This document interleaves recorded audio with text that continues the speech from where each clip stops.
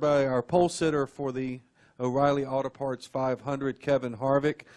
Kevin's lap 27.217 seconds at 198.405 miles per hour.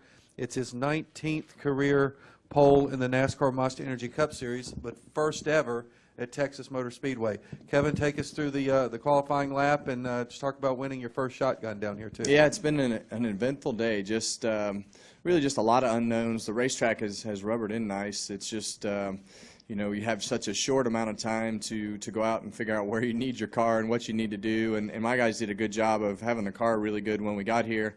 And really, it was just about you know, me getting in a rhythm. The car was a lot faster than me, and I didn't want to make a mistake and tear it up. So they did a great job, and you know, I think running the Xfinity car was definitely a benefit today, just because the track and the entrances and exits to the corners you know, changed and widened out. So I think that's going to be the story of the weekend, the progression of the track and the cars and where all that goes. And I'm looking forward to practice and racing tomorrow, and hopefully having a good day on Sunday. So it's going to be, you know, there's going to be still going to be a lot of track position to be played. That first pit stall is a big advantage, and I think you know, for us that's going to be good to have. But just really proud of you know, everybody on our Jimmy John's Ford for fast cars. Okay, we're going to go to Drew, and if you have a question, raise your hand. Kevin, Drew Davison, Forward Star Telegram. Do you feel like the pole position, your first one here, can lead to your first win? And kind of how frustrating has it been not winning here but running so good? Yeah, I mean, this is one of, I think, 4 tracks, you know, that hadn't won out on the whole circuit. So it's been, you know, it's been a racetrack that's been really good for me. I think I've won 6 or 7 Xfinity races and truck races, and you know, that side of it's been good, and we've run well since I've been at Stewart-Haas. It wasn't our strength, I guess you could say, at RCR, but you know, I think since we've been here, we've qualified well and raced well, and you know, I think as it's like I told Eddie last night, I said, you finally got rid of that crappy asphalt, so hopefully I have a better chance now. All right, Bob. Bob Pockris, ESPN. There were 9. Hey, Bob. Hey, there were 9 cars that didn't get through Tech. Is that a big deal? Does it matter, you know, when some of the stars don't make a lap? Well, I don't promote races. I just drive my car. You know, I think as you know, I think that would be a better question for Eddie. You know, I think, is that a big deal? You know, I think NASCAR's been pretty clear on, you know, where the progression of the inspection process was going to go, and last week was the beginning of, you know, harsher inspection, and you know, you had to have everything straight by last week, and you know, this is the second week. So it's a process. I think everybody in the garage supports the inspection process to be consistent and thorough, and not a moving target. And I think it's taken us a long time to, you know, to get to this point and rein everything in. I know for us it's been, you know, I think we're on our 3rd generation of car, and we're 7 weeks into the season. So, you know, I think that is just understanding the process, and as long as it's consistent and the process is the same all year, I don't think anybody will have a problem with it. I think if the process changes and this starts to get by and that guy starts to get by with that, as long as that doesn't happen and the consistency stays, I think this will become less and less of a story. Okay, we'll go right back over here, and then Lee.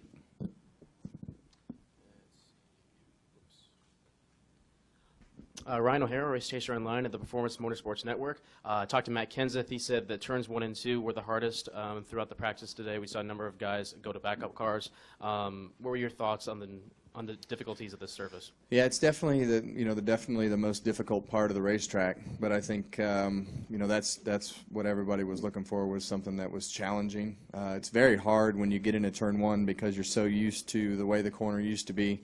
It's very hard to kind of pick up your reference points because the bottom is so far down there and you're so far, you know, out on the entrance to the corner, and you got to you know, drive straight down the racetrack. So it's hard to get your reference points and everything situated in a couple hours.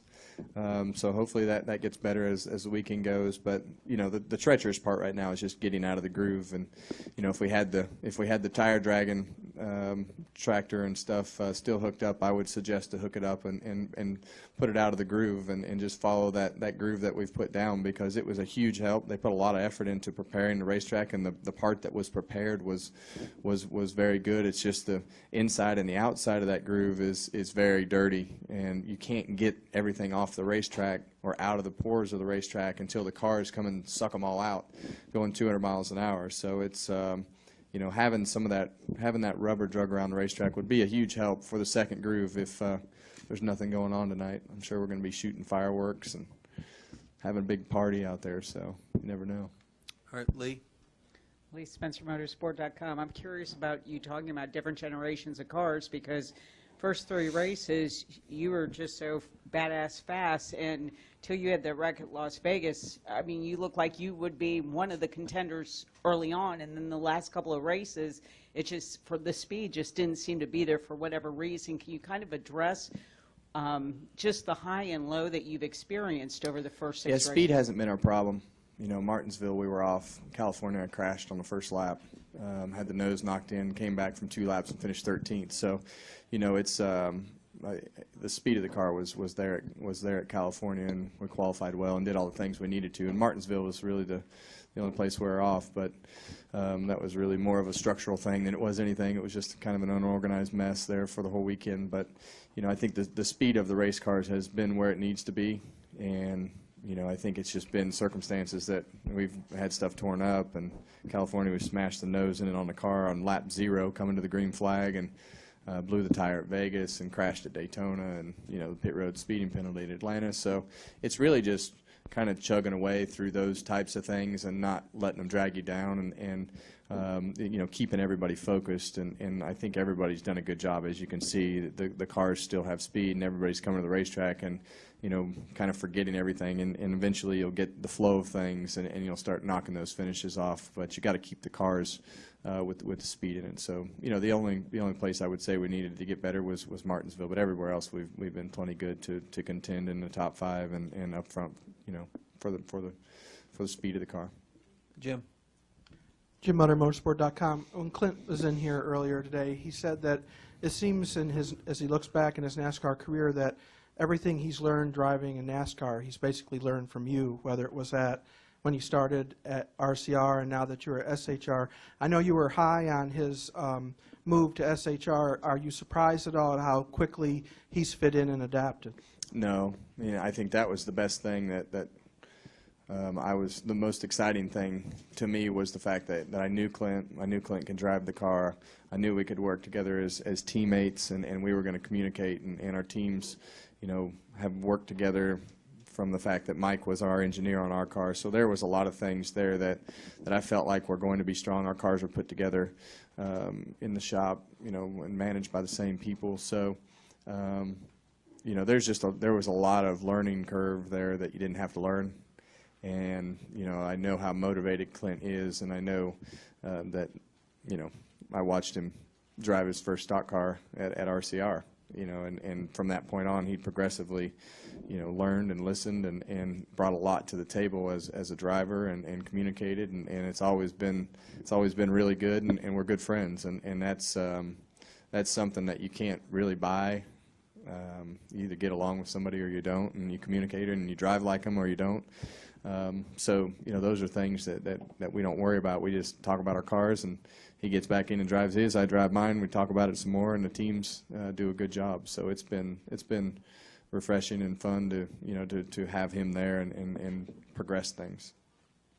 Anything else for Kevin? Thank you. Yep. Thank you, guys.